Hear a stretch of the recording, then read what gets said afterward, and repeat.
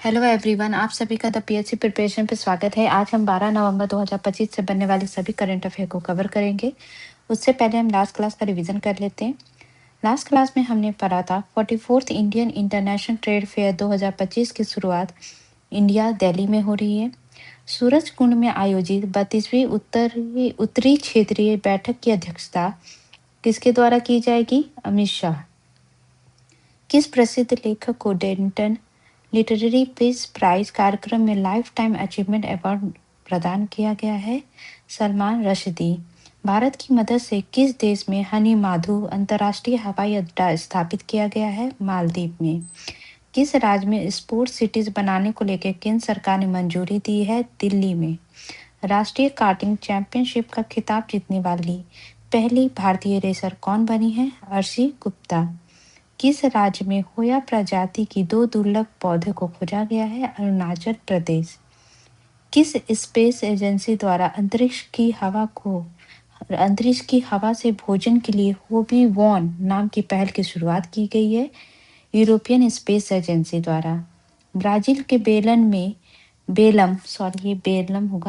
में आयोजित कोप 30 की अध्यक्षता किसके द्वारा की जा रही है? एंड्री कॉर्निया डो लागो द्वारा। प्रथम श्रेणी में लगातार 8 छक्के लगाने वाले पहले बल्लेबाज कौन बने हैं? आकाश कुमार चौधरी। ये थे लास्ट क्लास के रिवीजन। हम शुरू करते हैं आज की क्लास को। पहला क्वेश्चन है, किस देश की सहायता से भूटान में पुनांग गक्षु 2 पन बिजली परियोजना की शुरुआत की गई है? इसका सही आंसर है इंडिया। अभी नरेंद्र मोदी जो है भूटान यात्रा पे गए हुए हैं और यहाँ पे जो इंडिया के द्वारा इस पन बिजली परियोजना की शुरुआत की गई है। प्रधानमंत्री मोदी भूटान नरेश वांगचुक और भूटान के जो प्रधानमंत्री हैं शेरिंग तोब्गे की उपस्थिति में भारत की मदद से तैयार 1020 मेगावाट क्षमता की पुनात सांगचू 2 पन बिजली परियोजना की शुरुआत की गई है। इस परियोजना से बनने वाली बिजली दोनों देशों को सप्लाई होगी और इसके साथ ही नरेंद्र मोदी जी द्वारा 1200 मेगावाट क्षमता की पूना 1 पन बिजली परियोजना पर फिर से काम करने की भी घोषणा की गई है। इसके अलावा जो नरेंद्र मोदी जी द्वारा भूटान जो पड़ोसी देश है उसको ऊर्जा परियोजना के लिए 4000 करोड़ का आसान शर्तों पर कर्ज देने की घोषणा की गई है ताकि वहाँ पे सौर, पवन, बायोगैस और जैसे नवीकरणीय जो रिन्यूएबल एनर्जी है उस क्षेत्र में सहयोग हो सके। इंटरनेशनल रिलेशन से क्वेश्चन का रिवीजन करें तो हमने पढ़ा था भारत जो है आइसलैंड, नॉर्वे, स्वीडन और लिस्टन जिनको EFTA कंट्री कहते हैं उनके साथ भारत शुल्क मुक्त व्यापार करेगा। भारत और अफगानिस्तान के बीच रेयर अर्थ एलिमेंट के खनन को लेकर समझौता हुआ है। इसके अलावा जो है कुन्नान नदी पे बांध बनाने को लेकर समझौता हुआ है और अफगानिस्तान में फिर से वाणिज्यिक दूतावास स्थापित करने को लेकर समझौता हुआ है। इसके अलावा रशिया के द्वारा जो है तेहरान में 8 नए न्यूक्लियर पावर प्लांट स्थापित किया जाएगा और भारत और न्यूजीलैंड के बीच जो है फ्री ट्रेड एग्रीमेंट को लेकर वार्ता की जा रही है और भारत के द्वारा जो मंगोलिया देश के नागरिकों को फ्री वीजा देने की घोषणा की गई है और अफ्रीका महाद्वीप के बोट्सवाना से जो भारत में चीते की नई खेप को भारत लाया जाएगा और भारत से गौतम बुद्ध के अवशेषों को नरेंद्र मोदी जी द्वारा जो है भूटान के मठ में स्थापित किया गया, जो अभी के ही रिसेंट जो ये परियोजना जो नरेंद्र मोदी जी द्वारा लागू किया गया है ये इसी के दौरान हुआ है। नेक्स्ट क्वेश्चन है, कौन सा राज्य 6th राष्ट्रीय जल पुरस्कार 2025 में पहले स्थान पे रहा है? इसका सही आंसर है महाराष्ट्र। इसमें महाराष्ट्र फर्स्ट पोजीशन पे है, सेकंड पे गुजरात है और थर्ड पे हरियाणा है। केंद्र सरकार ने मंगलवार को 6ठे राष्ट्रीय जल पुरस्कारों की घोषणा की है। इसमें महाराष्ट्र को जो है ये स्टेट में कह रहे हैं तो स्टेट में जो है फर्स्ट पे जो है वो महाराष्ट्र है, सेकंड पे जो है वो आपका गुजरात है और थर्ड पे आपका हरियाणा है। ठीक है, और ये इसके बाद हम जिलों की अगर बात करें, डिस्ट्रिक्ट की बात करें तो डिस्ट्रिक्ट में जो है नॉर्थ जोन से जो है उत्तर प्रदेश का मिर्जापुर है, वेस्ट जोन से मध्य प्रदेश के खरगोन और ईस्ट जोन से छत्तीसगढ़ के राजनांदगांव और दक्षिण जोन से तमिलनाडु के तिरुनेलवेली को सर्वश्रेष्ठ जिला घोषित किया गया है। और साथ ही जल शक्ति मंत्रालय ने पहली बार जल संचय जन भागीदारी नाम से एक नए पुरस्कार की घोषणा की है। और राष्ट्रपति द्रौपदी मुर्मू द्वारा 18 नवंबर को इन पुरस्कारों को प्रदान किया जाएगा। केंद्रीय जल शक्ति मंत्री कौन है? सी आर पाटिल द्वारा इसकी ये पुरस्कारों की घोषणा की गई है। ठीक है। अगर जल संचय बनाने वाले राज्यों जहाँ पे जल संचय जो वाटर कंजर्वेशन से रिलेटेड जो सिस्टम बनाए जाते हैं उनमें बात करें तो फर्स्ट पोजीशन पे आपका तेलंगाना है, सेकंड पे आपका छत्तीसगढ़ है और थर्ड पे आपका राजस्थान है। ठीक है।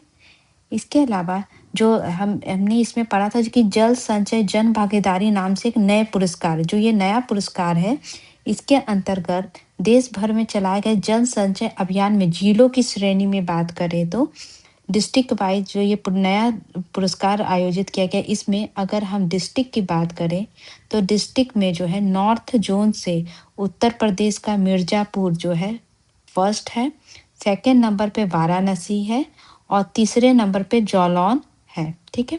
और ईस्टर्न जोन से बात करें, ये आपका नॉर्थ से था। ठीक है। अगर ईस्टर्न जोन से बात करें तो छत्तीसगढ़ के बालोद, राजनांदगांव और राजपुर जिले शीर्ष पे रहे। ठीक है। वेस्टर्न जोन से बात करें तो मध्य प्रदेश का ईस्ट निमाड़ पहले स्थान पे रहा है। वही जल संरचनाओं के निर्माण में महानगर निगमों की श्रेणी में पहले नंबर पे जो है रायपुर है, दूसरे नंबर पे हैदराबाद है और तीसरे नंबर पे गोरखपुर नगर निगम है। और नगरीय निकायों की बात करें तो पहले नंबर पे गुना जो मध्य प्रदेश का है वो फर्स्ट पोजीशन पे है। तो इसमें से जो इम्पोर्टेंट है आपका ये हो जाता है कि स्टेट का आपको याद रहना चाहिए। बाकी अगर आप पर्टिकुलर कोई स्टेट का एग्जाम दे रहे हैं तो आपको डिस्ट्रिक्ट और अगर कोई आपका स्टेट का डिस्ट्रिक्ट है इसमें तो उसको भी आप याद रख सकते हैं। नेक्स्ट क्वेश्चन है, किस देश में इतिहास का सबसे लंबा शटडाउन लगाया गया है? इसका सही आंसर है अमेरिका। अभी अमेरिका के जो डोनाल्ड ट्रंप हैं उनके द्वारा ये शटडाउन लगाया गया और इसकी जो समय सीमा है वो 40 दिन लगभग हो चुकी है। तो अमेरिका सीनेट ने सोमवार को विगत 41 दिनों से ठप पड़े सरकारी कामकाज को फिर से शुरू करने के लिए एक विधेयक पारित कर दिया है। इससे देश के इतिहास का सबसे लंबा शटडाउन समाप्त होने के करीब पहुंच गया है। जो शटडाउन की अवधि है वो 41 दिन की हो गई है।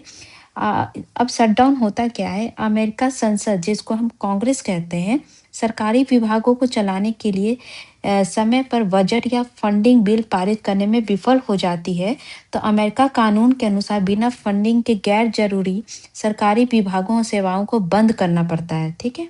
शटडाउन आम तौर पे जो है पॉलिटिकल डेडलॉक के कारण होता है, पर हालिया शटडाउन के मुख्य कारण है कि अमेरिका सरकार के अलग अलग विभागों को चलाने के लिए जो भारी मात्रा में फंड की जरूरत होती है।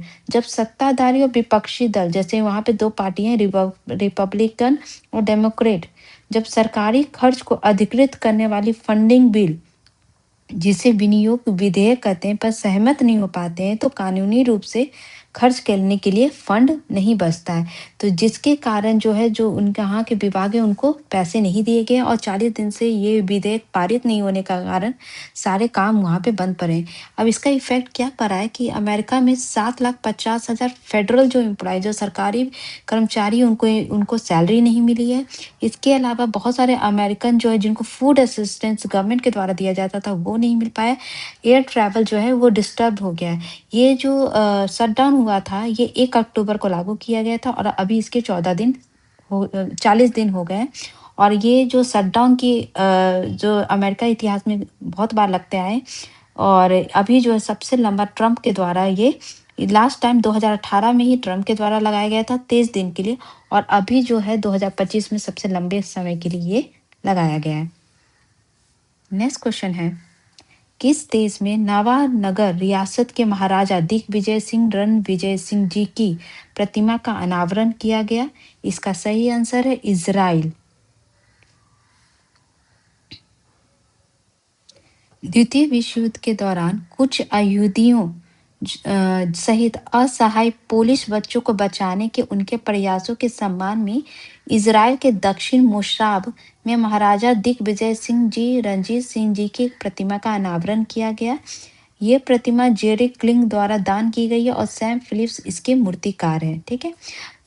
भारत में नवानगर रियासत के तत्कालीन महाराजा को युद्ध के दौरान उनकी अनुकरणीय करुणा के कारण भारत यहूदी विरासत केंद्र और कोचीन यहूदी विरासत केंद्र द्वारा याद किया गया है। और नवानगर जो रियासत है ये गुजरात राज्य में जामनगर के रूप में अब जाना जाता है। एक्चुअली जो गुजरात के जो एक राजा थे जामनगर के, जिनका नवानगर रियासत से संबंध है, उनको जो है जब सेकेंड वर्ल्ड वॉर हुआ था तो वहाँ पे जो यहूदियों सहित जो पुलिस जो बच्चे थे उनकी जान को बचाने के लिए वो उनको गुजरात ले आए थे और वहाँ पे उनके लिए जो उनको प्रोटेक्शन दिया था, तो उन्हीं की याद में इजराइल में उनके लिए एक प्रतिमा का अनावरण किया गया है।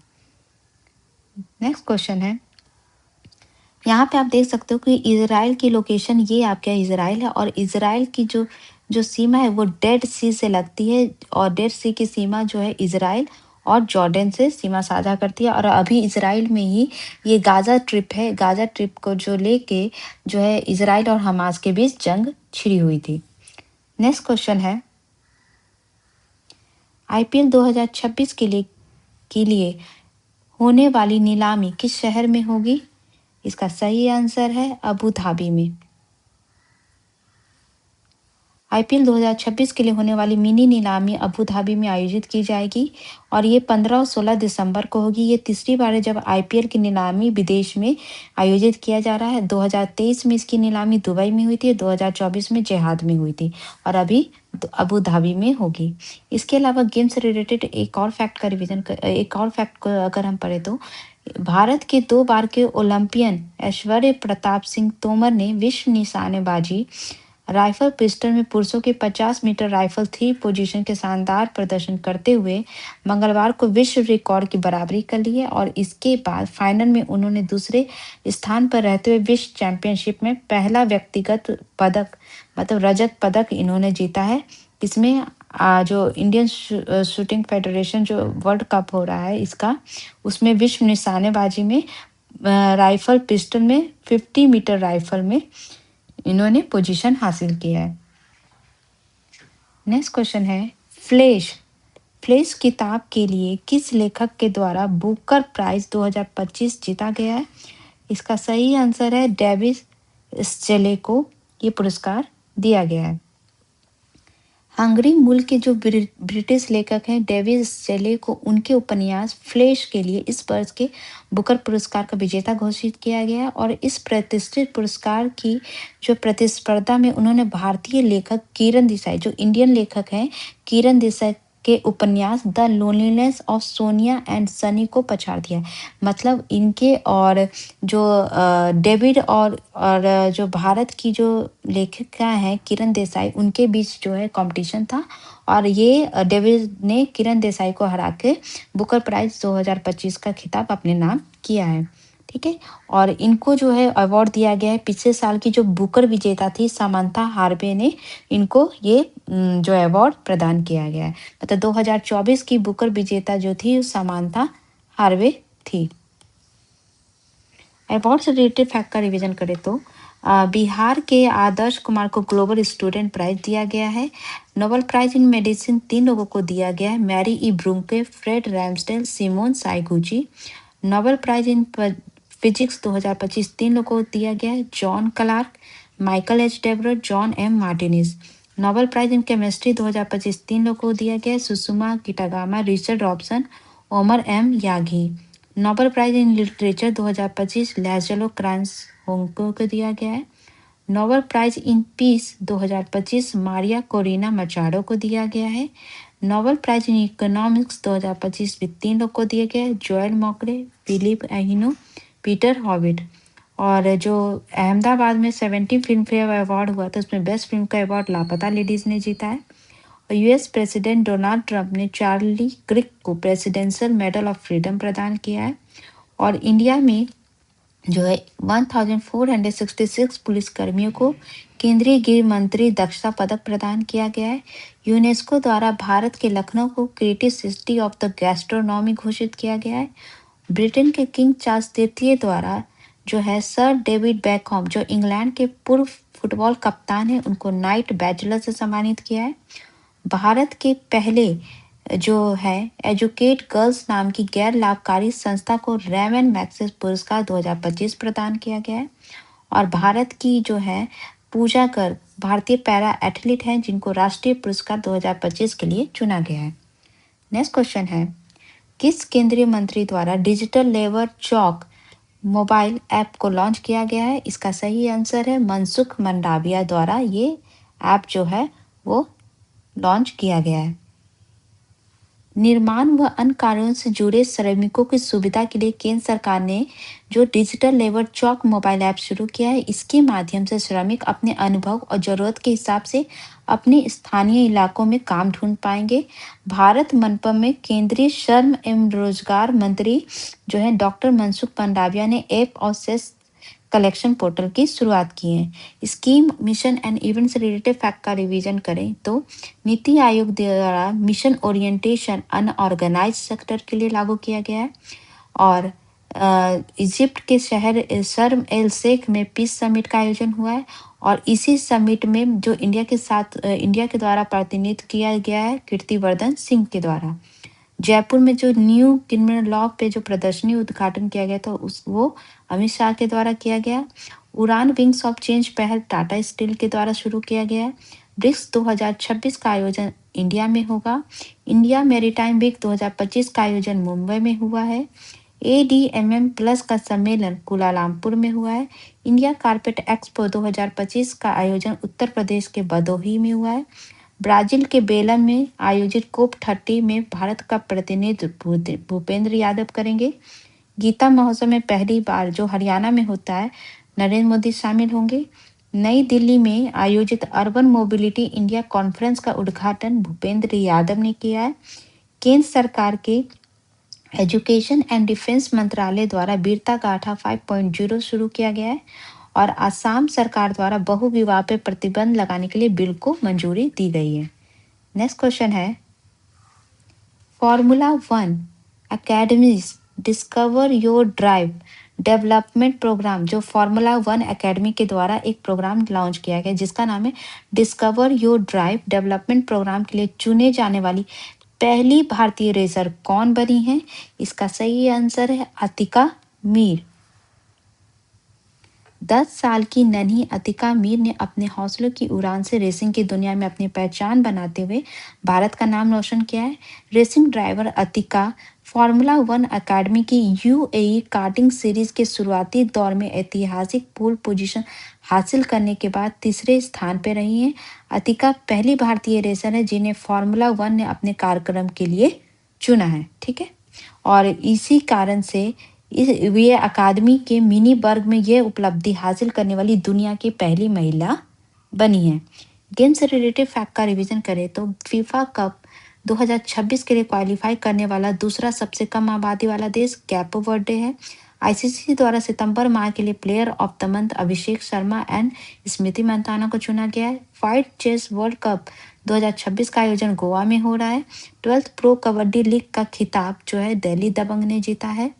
और रोहन बोपन्ना जो भारतीय टेनिस खिलाड़ी हैं उनके द्वारा संन्यास की घोषणा की गई है। ICC महिला क्रिकेट विश्व कप 2025 की विजेता इंडिया टीम रही है। और पुरुष टेनिस रैंकिंग में पहला स्थान जो है जैनिक सिनर द्वारा प्राप्त किया गया है। बधिरों की T20 नेशनल क्रिकेट चैंपियनशिप का आयोजन दिल्ली में हो रहा है। और शीतल देवी पैरा खिलाड़ी हैं जो पहली बार सक्षम जूनियर टीम में शामिल हो रही हैं। और हॉकी जो इंडिया है उसके 100 साल पूरे होने पर जश्न मनाया गया है। और एलेना रावियंका द्वारा WTA फाइनल चैंपियन 2025 का खिताब जीता गया है। डिफेंस से रिलेटेड क्वेश्चन का रिवीजन करें तो भारतीय सेना द्वारा हैफा दिवस 23 सितंबर को मनाया जाता है। BSF द्वारा नया कमांड सेंटर निर्णय सहायता प्रणाली शुरू किया गया है। नौसेना में शामिल किया गया दूसरा एंटी सबमरीन वॉरफेयर सेलो वाटरक्राफ्ट एंड्रोट है। डिजिटल प्रिंट कॉम्बैट यूनिफॉर्म का डिजाइन निफ्ट के द्वारा किया गया है। डिफेंस के द्वारा पहला यूनिकॉर्न स्थापित किए जाने की घोषणा की गई है। भारतीय सेना प्रमुख द्वारा मोहनलाल जो एक अभिनेता और लेफ्टिनेंट कर्नल पद पे हैं उनको सम्मानित किया गया है। और DRDO द्वारा IRAS को विकसित किया गया है। भारतीय सेना में जो सक्षम नाम का modular command and control system को शामिल किया गया है। भावना चौधरी जो बॉर्डर सिक्योरिटी फोर्स के अर्धसैनिक बल के एयर विंग की पहली महिला फ्लाइट इंजीनियर बनी है। अस्त्र मार्क 2 का निर्माण डीआरडीओ किया गया है। केंद्र सरकार द्वारा सिक 760 राइफल के नाइट साइट को मंजूरी दी गई है। मिग 21 की जगह लेने वाला तेजस MK-1A द्वारा पहली उड़ान नासिक से लिया गया है और हाल ही में नाग MK-2 मिसाइल का परीक्षण हल्के टैंक से किया गया है। भारतीय सशस्त्र सेना द्वारा त्रिशूल अभ्यास जो है जैसलमेर में किया जा रहा है जो कि राजस्थान में है और संयुक्त सैन्य अभ्यास पूर्वी प्रचंड प्रहार जो है अरुणाचल प्रदेश में होने जा रहा है। नौसेना प्रमुख द्वारा जो है 2035 तक 200 से अधिक पनडुब्बी जहाज का संचालन का लक्ष्य रखा गया है। थिएटर मॉडल का संबंध मिलिट्री फोर्स से है। हाल में भारतीय नौसेना द्वारा जो तीसरे स्वदेशी सर्वेक्षण पोत को जो शामिल किया गया है उसका नाम है इक्षक। भारतीय वायुसेना द्वारा पहली बार 93rd वर्षगांठ भारत के जो ईस्टर्न स्टेट जोन में मनाया गया जिसका नाम है आसाम में। कर्नाटक के बेलगावी में मित्र शक्ति अभ्यास भारत और श्रीलंका के बीच आयोजित किया गया है। ये थे आज के इम्पोर्टेंट करंट अफेयर। आपको आई होप आपको क्लास अच्छी लगी हो। Thank you so